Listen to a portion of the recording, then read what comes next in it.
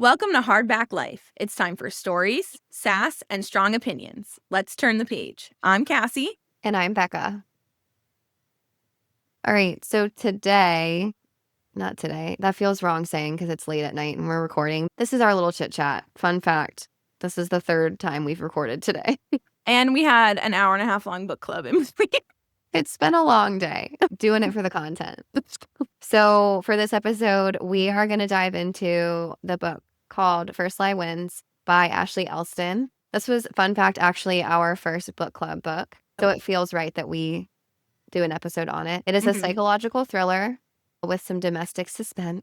It's advertised as a psychological thriller. That's a good point. It's advertised. It shouldn't be. And it is a Reese Witherspoon book club pick, which I find interesting. I've heard of Oprah's, but never Reese. No, in my opinion, I like Reese's book club better than Oprah's. And any rec that I've read from Reese is always pretty good. And this was the first one that was not. Yeah, you said that. I've never read any like celebrities book club books, at least knowingly. I'm sure maybe like they've been on them and I just didn't know it. It was an instant New York Times bestseller, and it's getting adapted for Hulu, allegedly. As a movie or a TV show or? Wish I could tell you. I don't see that going well. No. Interesting. Is it people's first thrillers maybe that they are like thinking, wow, this is I don't know, but I have seen people on Goodreads that have been like 5-star. And I'm like, you don't know what a 5-star book is. I do think that because giving stars is so subjective that like you can hate a book and then somebody else is going to love that book. Oh, obviously. You know? But it's just so weird because when I read a book, I'm like, I know my opinion about this book is right. If somebody has a different opinion, that's weird to me. It's also just very interesting to me that people have different opinions. Yeah. It's weird because I just think of it so matter of fact. And it's like with an Instagram or even like a podcast. Like everybody consumes things and then has their opinion about what they're consuming. Somebody might really like our podcast and other people might be like, who the fuck are these girls? They don't even know what they're talking about. That's probably true. Actually, that is true. I can't even really disagree with someone with that opinion. Okay, with that, let's hit the synopsis of the book. So, First Lie Wins, aka Catch Me If You Can, but make it hot and stressful. Oh my God, I love Catch Me If You Can, though. Anyway, keep going. So we meet Evie Porter, except that's not her name, or her life, or her dog, probably. She's a con artist with more fake identities than you have unread emails, and I have a lot of unread emails. Working for a mysterious, sexy, yet creepy boss named Mr. Smith, whose real name is definitely something boring like Greg. Or Kevin. That's another good one, too. Such a boring name. It's really bad. Her job? Charm a rich guy, infiltrate his life, and dig up his secrets. Easy, except feelings happen. Cue the internal screaming. Now, Evie's juggling lies like flaming swords, trying to remember what her name is today, and wondering if her Mark is actually a good guy. Or a bigger con than she is. Plot twists abound, secrets unravel, and you're left thinking, maybe I should learn how to lie better. By the end, someone's going down. The question is, will it be the con, the Mark, or your trust issues? Can I be honest? That sounds like a really good book. That's why I picked this book. This is why I wrecked this book. I started the book club. I wrecked the book. It got picked. It felt right. And then it blew. I don't think it wasn't the worst book, but it wasn't what I expected. And I surely would not be calling it a thriller. I also call her Evie, but we all know I say names wrong. So who knows? You say them how you like them. I do. Lorcan.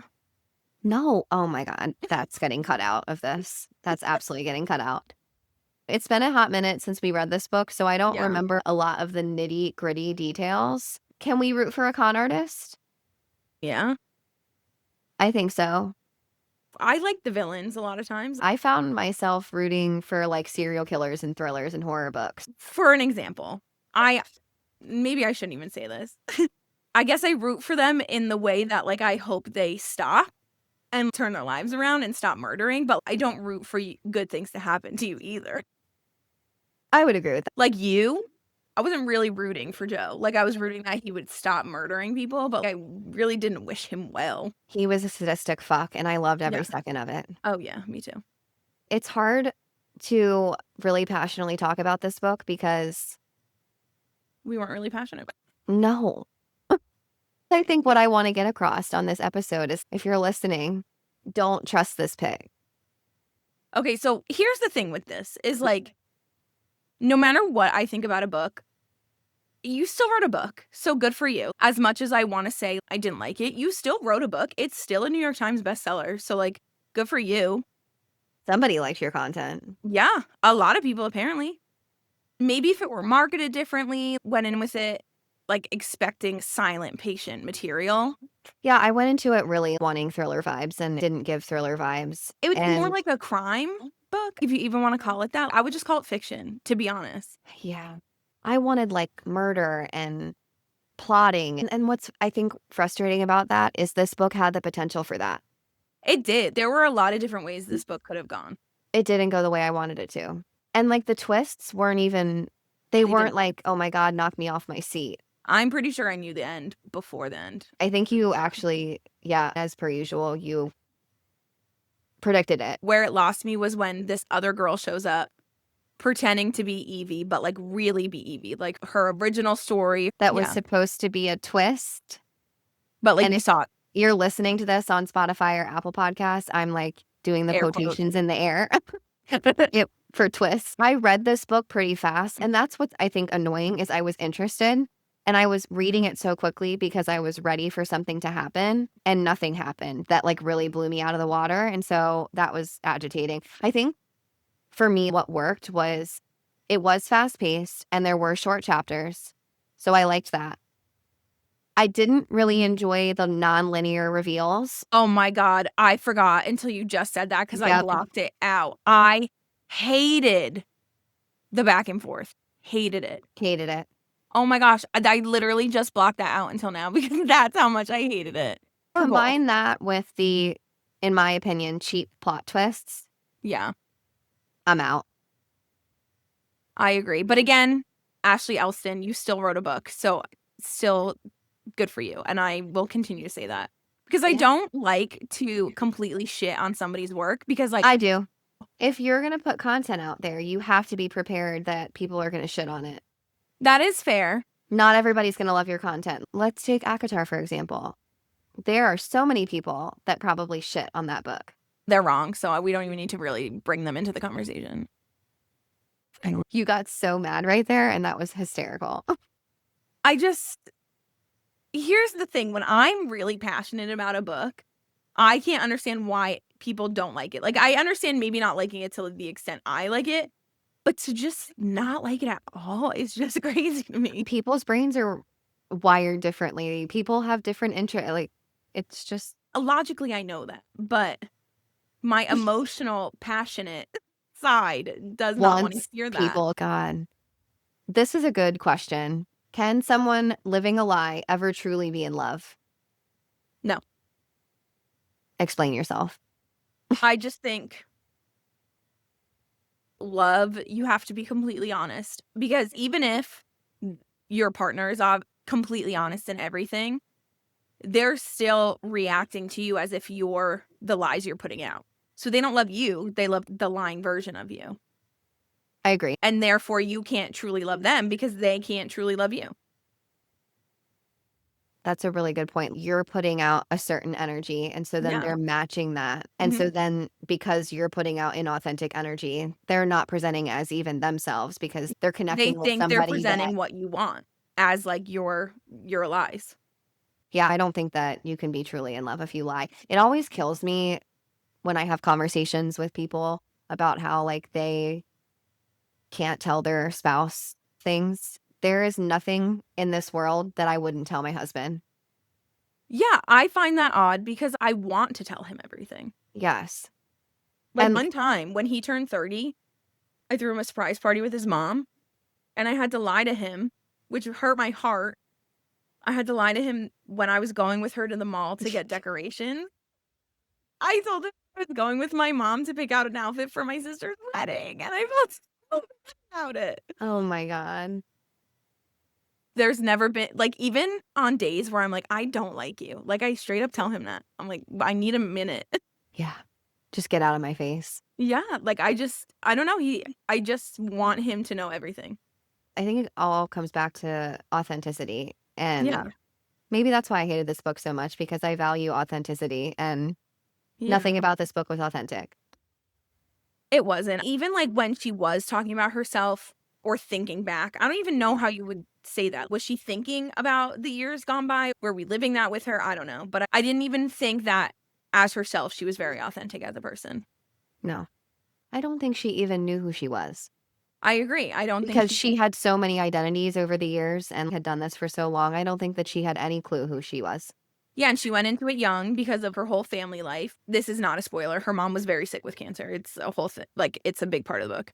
She gave up her whole life to take care of her mom, to work, to do all of that at what, 18, if that, 17?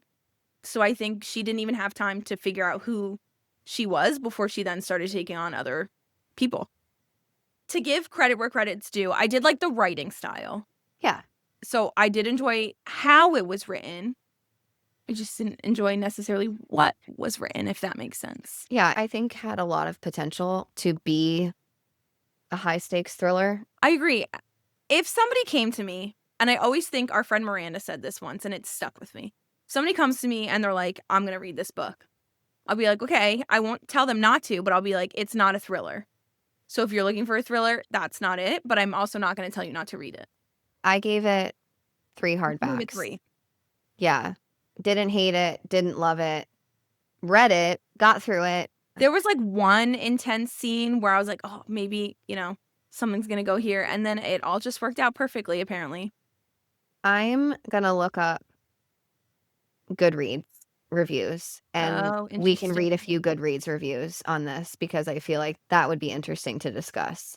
Oh, this is a very long review. Listen, that's a good sidebar conversation to have. I Mhm. can't handle really long reviews on Goodreads. Same. They're I literally hate it like too. 1 or 2 sentences. Like these people who are writing paragraphs Read review. the book. I don't need to read another book about it. That's so true. Oh my gosh. Here's one. She gave it 2 stars and said, "Huh? This was so hard to follow between all of the random flashbacks, alias names, and random characters. Half the time, I had no idea what was going on. Apologies if you bought this because I posted it, but I hope you like it more than I did." That's like a good summary. This is Nina's review. She says, "Yes!" Exclamation mark. I'm This already is what out. I call an intense psychological thriller. No. I'm out. I love how different it was from the typical plot of unfaithful couples, psychopaths hiding in plain sight, or buried family secrets. Okay, pause. That's the point of a psychological thriller. But also, they're not unfaithful where they're cheating. They're unfaithful where they're literally living 2 different lives. The main character was really something tough as nails, that one. We follow her through different points in time where she had to use her wit to get out of very sticky situations. I love that there was always a reason why we learned about something and that it only became completely clear in the end. There are unexpected directions in the storyline throughout the book, so I didn't really want it to end. Brilliant storytelling and a book that definitely will give many others a pleasant and thrilling reading experience. Somebody commented, I love her positivity. I really do. And somebody commented and said, "Did you read every word? Because this review sounds like it's coming from someone who scanned it. And if the writer has to give a lengthy explanation of what just happened at the end, it's not a good book." I agree with that. Somebody rated it 1 star. It says, "I believed the hype surrounding this book and needed to read it. Same girl. I wish I didn't have to give this book any stars. 50 pages in and I was hooked, but quickly realized it was a scam, just like the plot of the story. The amount of characters and time going from months ago to present day to years ago over and over was entirely too much to keep track of." Yes, That was my biggest issue, I think, was that. absolutely. And so many people in our book club said that they had to like go back and like reread sections. Yeah. And I love a good dual POV. It wasn't even a duel. It was just duel with herself because she kept going back in time. When she says it at the end of her review, she says the main character explains everything at the end of the book and how we got here. And in my opinion, it's not a good book if it has to be spelled out at the end. I agree with that statement. Yeah, I was disappointed. I was too, considering it was my wreck. That was embarrassing. No. I think we all thought it was gonna be something very different. We did. I think we all thought it was gonna be good. You know what would have been interesting? I don't remember the boyfriend's name, but But to have some of his POV because he was doing really shady shit. I would have preferred, like, a dual POV over Yeah. the, like, going back and forth on timeline. Was he questioning her? Did he know something was going on? That I feel would have been better. If you were in Evie's shoes, would you run? I wouldn't have gotten into this in the first place. That's true. I forget her dad. Was he dead or just not there? Whatever. And then her mom dies eventually. And this is the life she gets into, this life of weird crime. That's like what I kept thinking. Like, you could change your life so many different ways right now. So many. She had so many options. That's really all First Sly Wins gives us. If there's anybody out there that feels differently, feel free to DM us on Instagram at hardback.life. And we also have Email an us. email, hardback.life@outlook.com. We love any input. I really want to hear if you gave it 5 stars. I need to know why. I need an Yes. in-depth analysis of what made you give it 5 stars. You know what? If there's anybody out there listening who read this book, liked this book, and wants to come on the podcast, email us. Oh, I'd love that. And we'll have a conversation. I really want to know why somebody would give this a 5-star. I feel like I'm the problem in this situation. No. Because it's a New York Times bestseller. Yeah, but it seems like there are other people on Goodreads that didn't like it either. No, I do agree with that. I feel like I should like it because it like checks all my boxes. With that, until the next chapter, stay cunning, stay brave, and remember you are your own high lady.